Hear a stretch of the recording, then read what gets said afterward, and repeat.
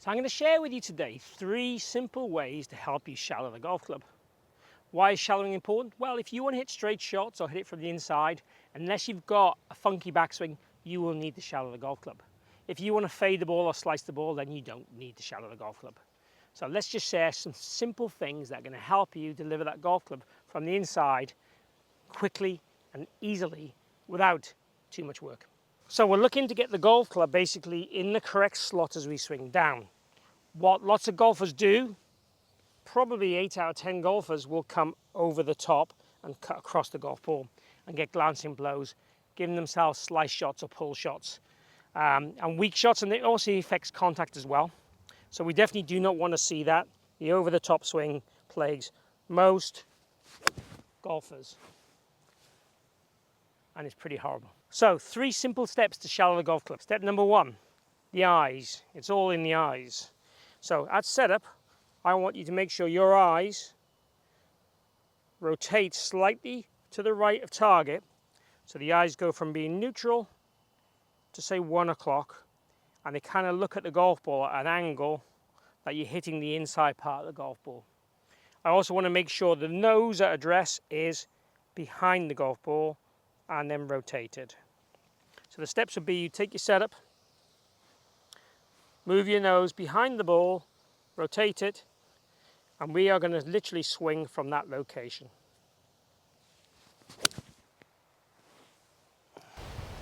And that's going to encourage us to shallow the golf club just by the eyes giving us the visual line of being to that kind of 1 o'clock and position behind the golf ball.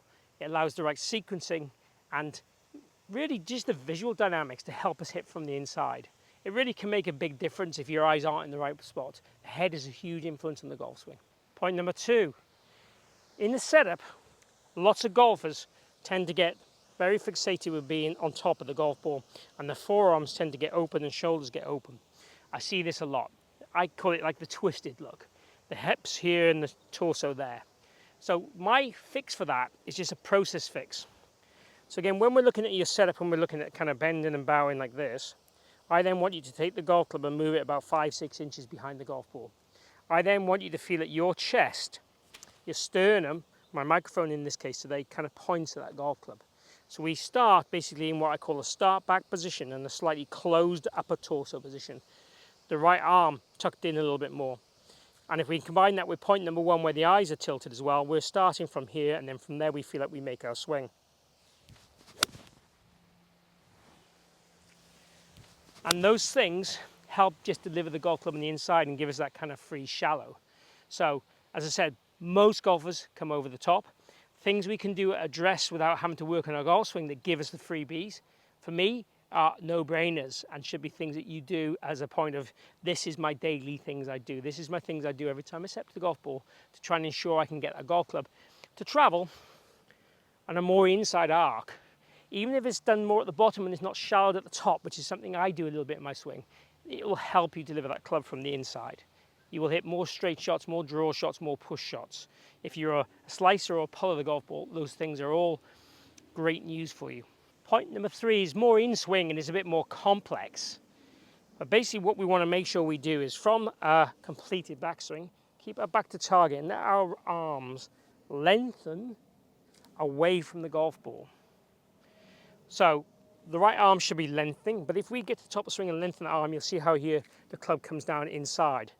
If I just rotate and don't lengthen the arm, you see how the club comes forward.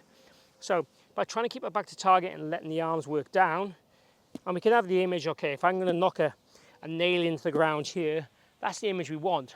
Obviously when we're doing that, we are shifting to make sure we don't hit it fat.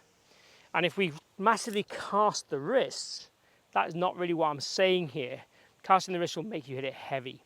We want definitely the arms to feel like they work down, and it's a pretty natural unloading as you do that of the arms, so natural straightening.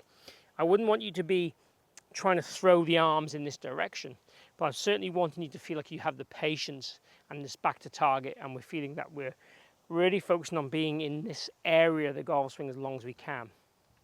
So back to target is the big part, and letting the arms go down with gravity is the second part to it. So the practice swings will kind of look like big turn, back to target, arms down. And if you look at the butt of the club here, if you imagine there was a torchlight shining like that, I was pointing as far right as I can possibly make it. That's the feeling I want. The more the club works down here and points to the right there is what we want. When you're hitting golf balls then, I want you to hit some slow shots, being as patient as you can. You'll see there I'm quite flat-footed. The reason for that is I'm trying to keep my back to target as long as I can. And as an exercise, I really don't mind that.